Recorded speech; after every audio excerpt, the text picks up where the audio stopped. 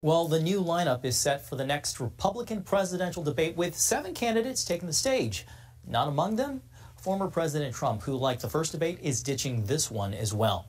The remaining qualified 2024 candidates on the debate stage tomorrow in Simi Valley, California, are Florida Governor Ron DeSantis, businessman Vivek Ramaswamy, former South Carolina Governor Nikki Haley, former Vice President Mike Pence, former New Jersey Governor Chris Christie, South Carolina Senator Tim Scott, and North Dakota Governor Doug Burgum.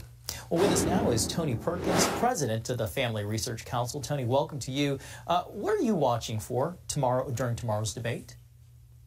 Well, John, I think with former President Trump skipping it, a lot of attention will not be focused on the debate. I think they're waiting for everybody to come together and have a big debate so that people can make their decisions. I think the polling shows that former President Trump still has a lot of support.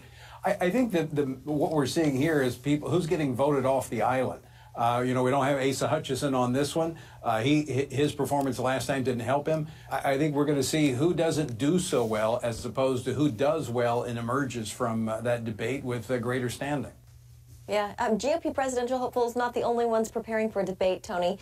We just learned in November Ron DeSantis will take on California Governor Gavin Newsom in a red state versus blue state debate. Of course, DeSantis is running for president, but Newsom, he is not currently challenging President Biden for the Democratic nomination. Tony, your thoughts on the debate and Newsom's motivation for participating?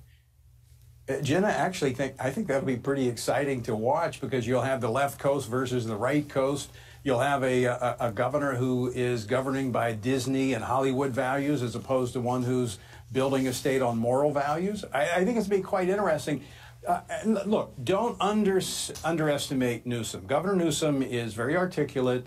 He presents well, but we need to look at the policies. And I think this is going to be a great opportunity to highlight the policies that build a state versus tear a state down. I mean, California lost a congressional seat in the 2020 after the census, and they're on track to lose another 5 congressional seats. People are fleeing California.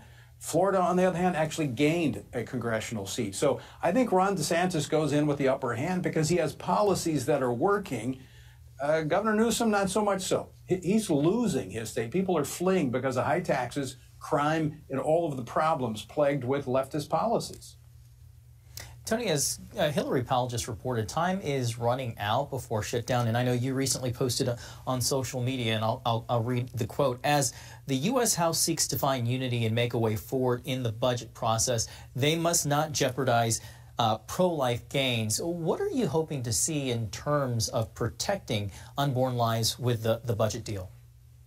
Well, I've been talking to the leadership over the weekend as they were trying to work out some deals. They're trying to find a way to advance some bills, and there was some discussion about removing from the agriculture bill a provision that does not allow the abortion pill to be sent across state lines through the mail. That was put into the bill.